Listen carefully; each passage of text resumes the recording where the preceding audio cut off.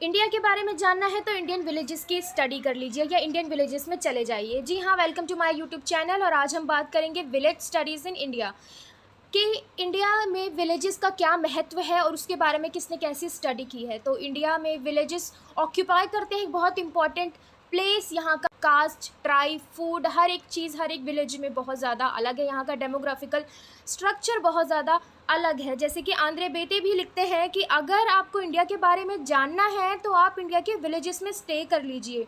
वहाँ से आपको इंडिया का रिफ्लेक्टिव वैल्यू पता चल जाएगा, वहाँ से आपको इंडियन सिविलाइजेशन के बारे में सब कुछ पता चल जाएगा। अब हम थोड़ा सा हिस्टोरिकल बैकग्राउंड देखते हैं। तो इंडिया में अलग अलग कास्ट रहती है और अलग क्रीड के लोग रहते हैं और ये लोग एक दूसरे के ऊपर डिपेंड करते हैं। इनको नहीं फ़र्क पड़ता कि इकोनॉमी में क्या चल रहा है या फिर क्या हो रहा है। ये अपना रेवेन्यू भी जनरेट एक दूसरे से कर लेते हैं, एक दूसरे के ऊपर ये डिपेंडेंट होते हैं, जिससे इनका रेवेन्यू जनरेट होता है और ये लोग अपना काम आसानी से करते हैं।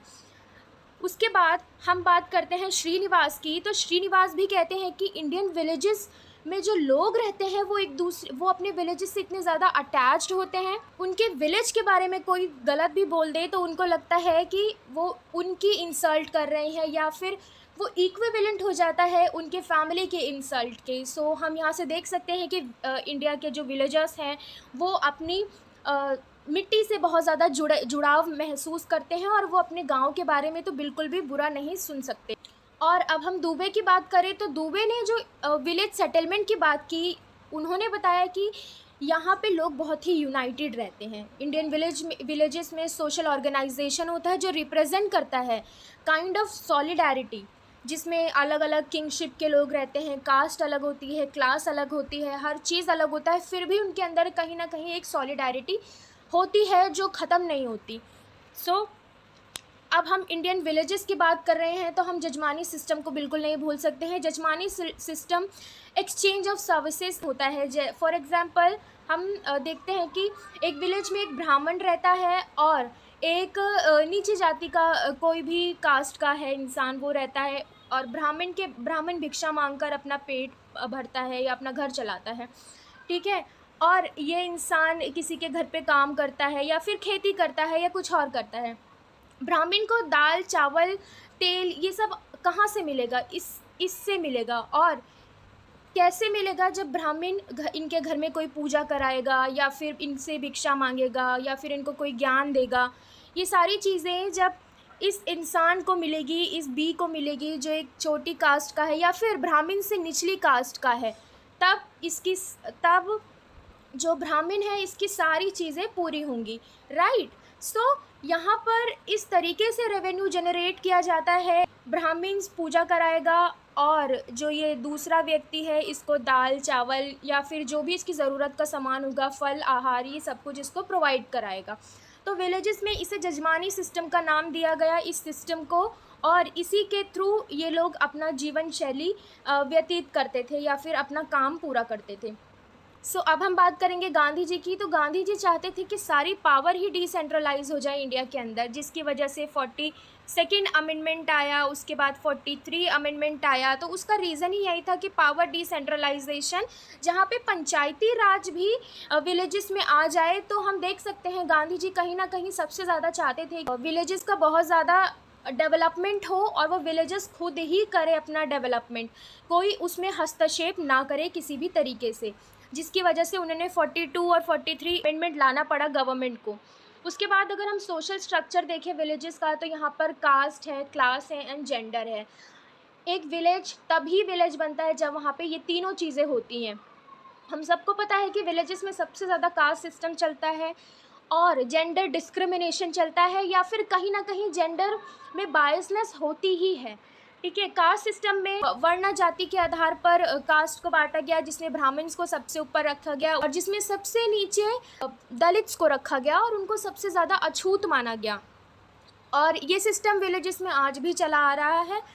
दुबे ने अपना एक स्टडी किया था विलेजेस कम्युनिटी में, जिसमें समीर पिट का स्टडी करते हैं। वो बोलते हैं कि ऐसे 6 फैक्टर्स होते हैं जो एक गांव को गांव बनाते हैं, जहाँ पे हम सब चीज़ें देख सकते हैं, कास्ट देख सकते हैं, क्लास देख सकते हैं और जेंडर भी देख सकते हैं। जैसे रिलीजन है वहाँ का, कास्ट है, लैंड ओनरशिप है, वेल्थ है, पोजीशन है गवर्नमेंट सर्विसेज के अंदर, और एक ऐसा विलेज ऑर्गेनाइजेशन है जहाँ पे कई सारे लोग एक साथ रह रहे हैं। पॉजिटिव या नेगोशिएटिव एलिमेंट्स भी हो सकते हैं। देखिए, अगर आपके पास ये सब कुछ है एक विलेज के अंदर तो आप सबसे ज़्यादा पावरफुल हैं, आपका कास्ट बहुत बड़ा है, आप वर्ण सिस्टम में सबसे ऊपरी मंजिल पर आते हैं। मान लीजिए आप ब्राह्मण हैं, आपके पास सरकारी नौकरी भी है, आपके पास पॉलिटिकल पावर भी है, तो आप उस गांव में सबसे ऊंचे पद पर माने जाएंगे। तो ये सारे फैक्टर्स के थ्रू दुबे यही समझाना चाहते थे कि गांव में अगर किसी का ऊंचा बनना है तो उसको हर एक चीज़ में आगे रहना पड़ेगा, उसके पास वेल्थ भी बहुत ज़्यादा होनी चाहिए, उसका पोजीशन भी बहुत ज़्यादा हाई होना चाहिए। अब हम बात करेंगे जेंडर डिफरेंस से, जहाँ पे श्रीनिवास बात करते हैं कि वुमेंस को गांव में आज भी एक उसी नज़रिए से देखा जाता है जैसे सदियों पहले देखा जाता था। दैट मीन्स कि वुमेन्स आज भी गांव में घर के कामों में ही लगी रहती हैं, फिर चाहे वो फार्मिंग हो गया या फिर घर के चूल्हा चौका बर्तन हो गया, बच्चों को देखना, अपना सिस्टम संभालना, हर एक चीज़। तो वुमेन्स का डेवलपमेंट आज भी नहीं हुआ है। और विलेजेस की एक ख़ास बात है कि वहाँ पर जेंडर डिस्क्रिमिनेशन इस बेसिस पे तो होगा ही, जहाँ पे आदमी लोग अभी वर्ल्ड में आगे बढ़ चुके हैं, गांव से बाहर निकल चुके हैं, लेकिन औरतें आज भी हाउस होल्ड वर्क ही कर रही हैं। ये उस टाइम की बात है, श्रीनिवास ने बहुत पहले अपना स्टडी किया तब उन्होंने बताया, लेकिन आज भी सिचुएशन हम देखें तो सेम ही है, कुछ ज़्यादा चेंज नहीं हुआ है।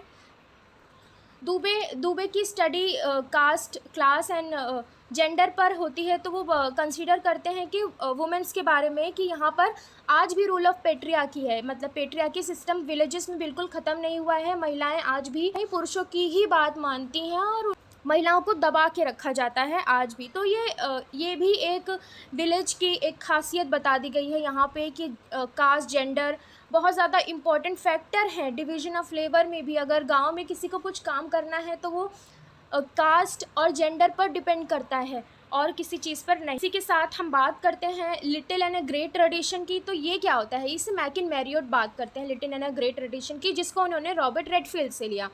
अभी लिटिल एंड ग्रेट ट्रेडिशन, जब हमारी कोई छोटी सी चीज़ बहुत ज़्यादा ग्रेट हो जाती है, यानी यूनिवर्सलाइजेशन हो जाता है उस चीज़ का, तो उसको ग्रेट ट्रेडिशन बोला जाता है। जैसे कि रक्षाबंधन हो गया या होली हो गया, सिर्फ इंडिया में मनाई जाती थी, कहीं कहीं पे जगह पे बहुत ज़्यादा धूमधाम से मनाई जाती थी, लेकिन आज के डेट में देखें तो वो वेस्टर्न कंट्रीज़ में बहुत ज़्यादा अच्छे से या फिर बहुत ज़्यादा धूमधाम से मनाई जाती है, और कहीं कहीं पे दिवाली की भी छुट्टी दी जाती है, जिसका यूनिवर्सलाइजेशन हो गया। दैट मीन्स वो ग्रेट ट्रेडिशन बन गया। और कुछ ऐसी ग्रेट चीज़ें इंडिया की जो बहुत छोटी या बहुत सीमित हो चुकी हैं, उसको लिटिल ट्रेडिशन कहा जाता है। जैसे कि हम एक एग्ज़ाम्पल ले लेते हैं, जो गोवर्धन पूजा का हम एक अच्छा एग्ज़ाम्पल ले लेते हैं, जो इंडिया में बहुत धूमधाम से मनाया जाता था, लेकिन आज की डेट में देखा जाए तो वो बहुत सीमित हो गया है। कुछ एरियाज़ में ही गोवर्धन पूजा की जाती है, या कुछ लोग ही या कुछ कास्ट के लोग ही उस चीज़ को मनाते हैं। तो हम देख सकते हैं कि उसका उतना इम्पैक्ट हमारी सोसाइटी में नहीं रह गया है। तो इसको कहा जाता है ग्रेट एंड लिटिल ट्रेडिशन। और इसी के साथ ही हम इस चैप्टर को क्लोज़ करते हैं। और अगर आपको वीडियो अच्छा लगा हो तो प्लीज़ लाइक कीजिए, फॉलो कीजिए एंड सब्सक्राइब भी कीजिए। नेक्स्ट वीडियो में हम आगे के चैप्टर्स की बात करेंगे। Thank you so much.